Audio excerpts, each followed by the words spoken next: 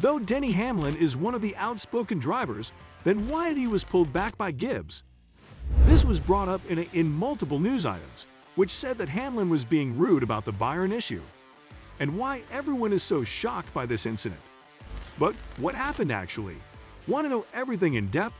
If yes, then NASCAR Zone is here for you. So what are we waiting for? Let's tighten our seatbelts.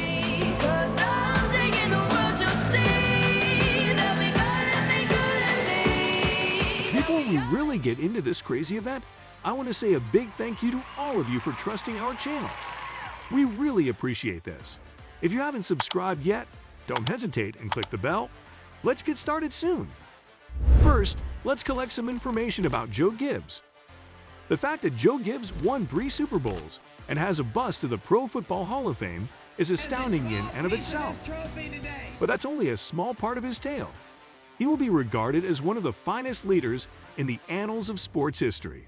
Since 1992, Gibbs has dedicated himself to NASCAR, and not unexpectedly, he has achieved remarkable success in motorsports, to the tune of 5 Cup championships and entry into the NASCAR Hall of Fame in 2020. But the 81-year-old was the first to tell you that it has not been easy. Adversity is part of any success journey. It is what builds character. And this year, Gibbs and his crew have had plenty of opportunities to build character. The controversy surrounding Kyle Busch's contract has been front and center with the organization for much of the year, and the negotiation process has taken months. Gibbs was still hopeful that JGR would re-sign the 2-time champion, but things started to change when Gibbs said he was surprised that a deal hadn't been made. Gibbs stated that he is in a sense finding it difficult. It's hard to put things together, and we had a couple of companies we thought, it wound up being disappointments for us, and so we're just working hard trying to get it done, but it is hard and it is discouraging. What do you think of the deal that JGR did not make? Let us know in the comments below. And if you find our video interesting, then do subscribe to our channel.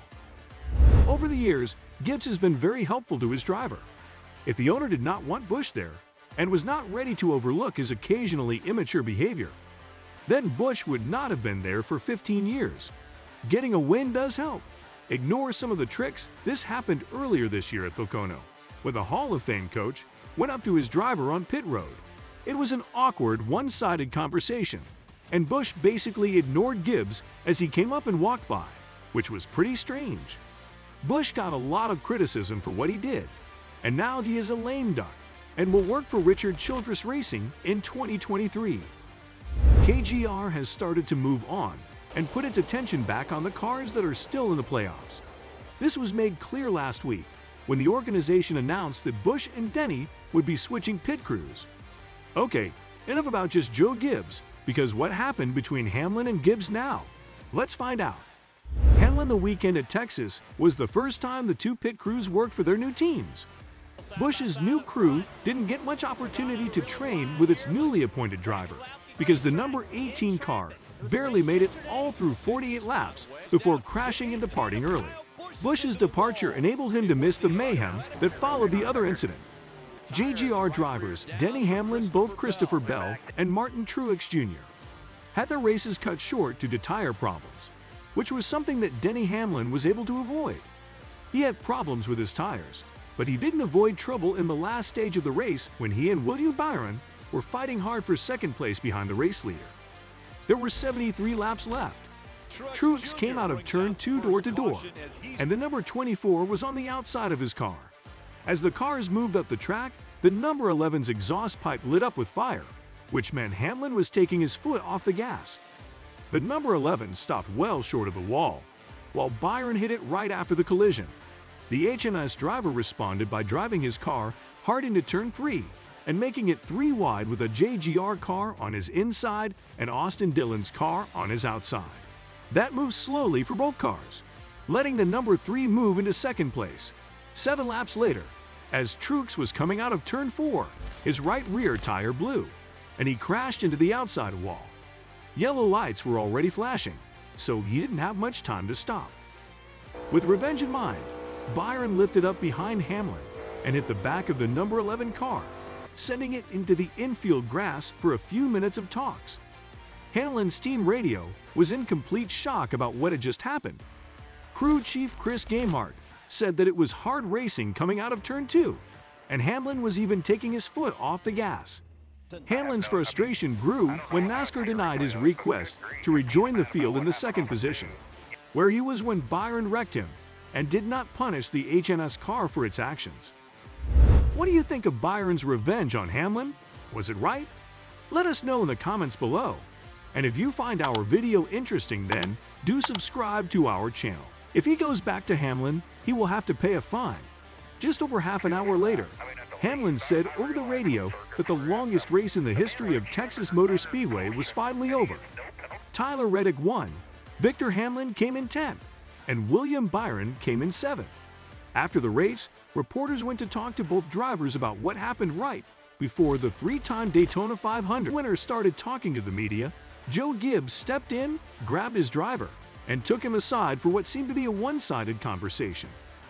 A representative of Toyota Racing, who was standing nearby, made it abundantly clear that he did not want the dialogue to be captured by casually walking in front of the camera to obstruct the sight of Gibbs and Hamlin's chat a few seconds later.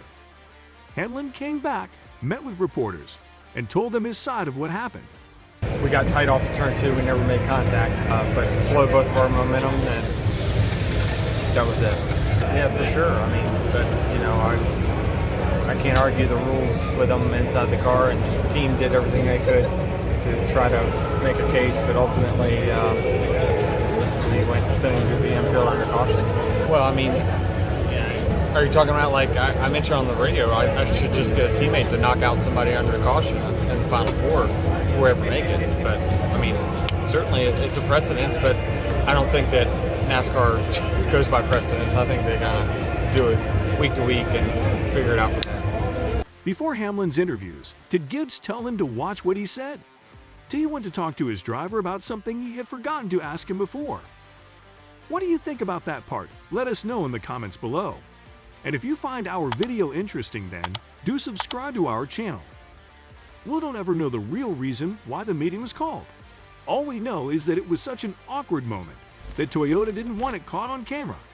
If nothing else, we know that Joe Gibbs knows how to deal with problems because he's been doing it for years.